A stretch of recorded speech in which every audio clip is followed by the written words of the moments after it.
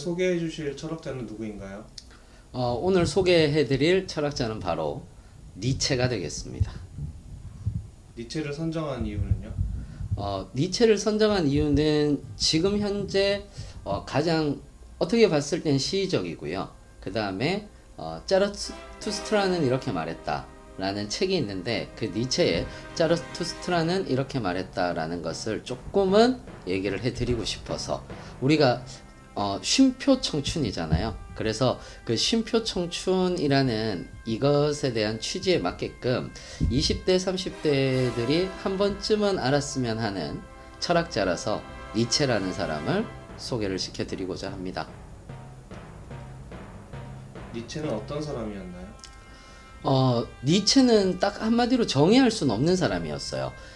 니체라고 하는 사람은, 어떤 사람은 희대의 천재다, 또는 어떤 사람은 희대의 또라이다, 이렇게 이야기를 하는 경우들도 있거든요. 그런데 니체라고 하는 이 사람 자체가 재밌는 게 뭐냐 하면은, 이 사람은 어렸을 때부터 여성들한테 둘러싸여 있었어요. 즉 자기 누나들, 여동생들, 그리고 어머니, 그러니까 아버지가 일찍 돌아가세요.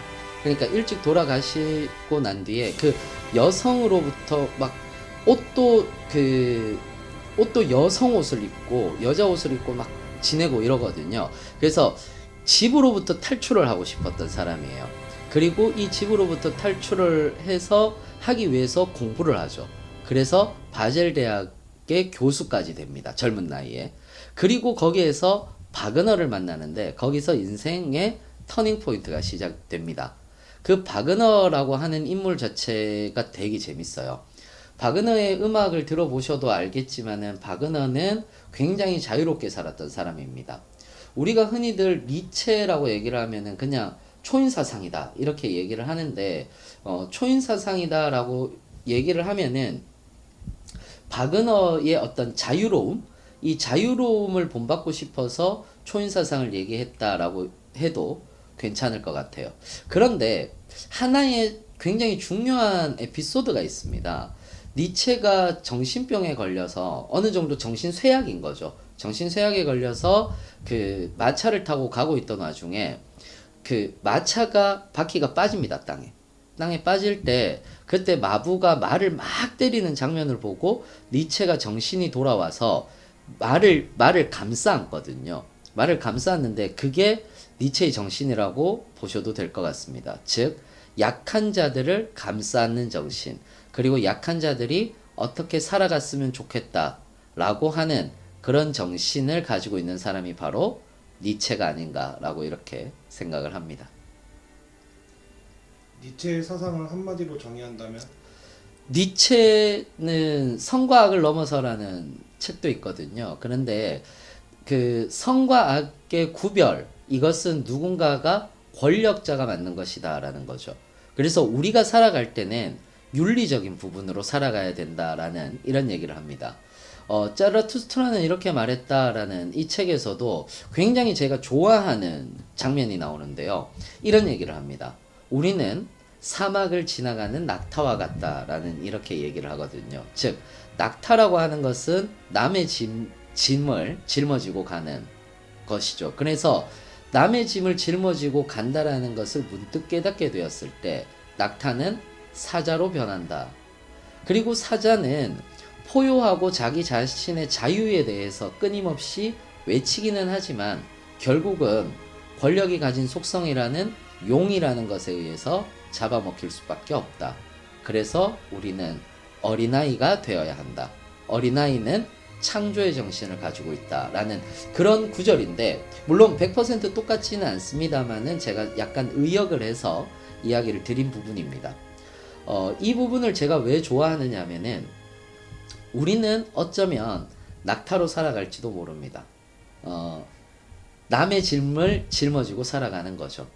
남이 좋아하는 것, 또는 남이 이렇게 하니까 좋아하니까 내가 행동하게 되는 것들, 이런 것들을 하기 위해서 우리는 어쩌면 살아갈지도 모르는 거죠.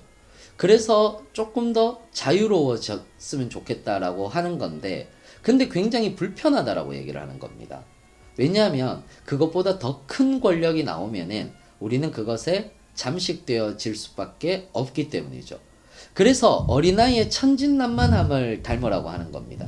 그냥 직관, 그리고 그것에 대해서 어떤 이유라든지 내가 하는 이유라든지 그런 것들을 다 따지라는 게 아니라 어쩌면 여러분들이 좋아하는 것 또는 내가 좋아하는 것 또는 내가 싫어하는 것 이런 것들을 면밀히 살펴보고 그리고 거기에 대해서 자기 스스로 깨달아 보자라는 그런 얘기를 하는 거거든요.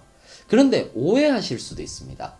이것에 대해서 그러면 쾌락적으로 살라라는 말이 아닌가 이렇게 생각을 하실 수도 있는데 잘 생각을 하셔야 됩니다.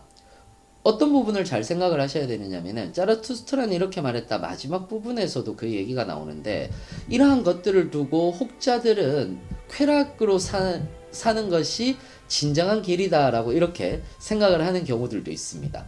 그런데 그건 아닌 거죠. 예를 들어서 이렇게 생각을 해보면 돼요.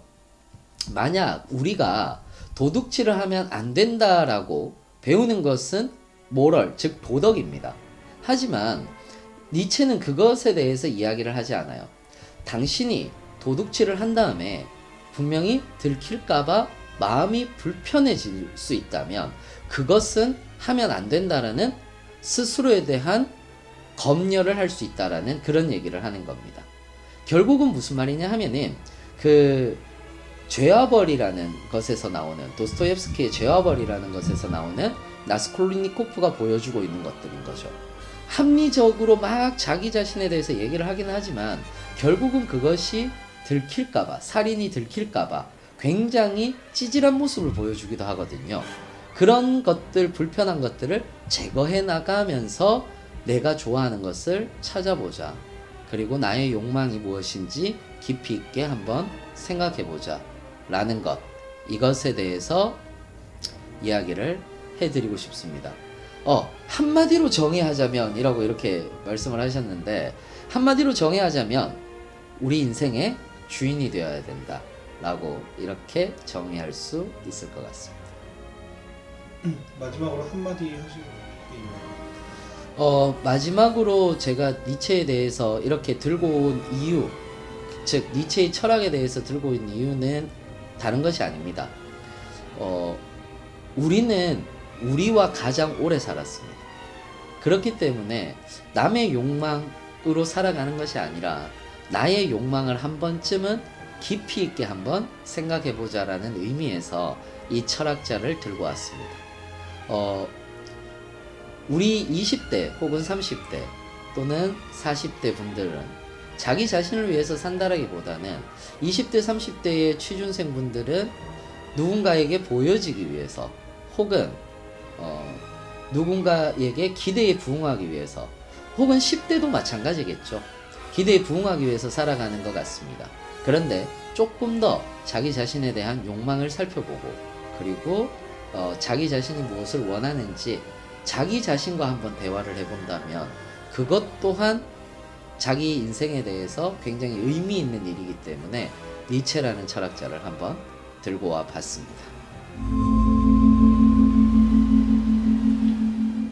니체에 대해서 얘기를 드렸는데 어때요? 잘 들으셨나요?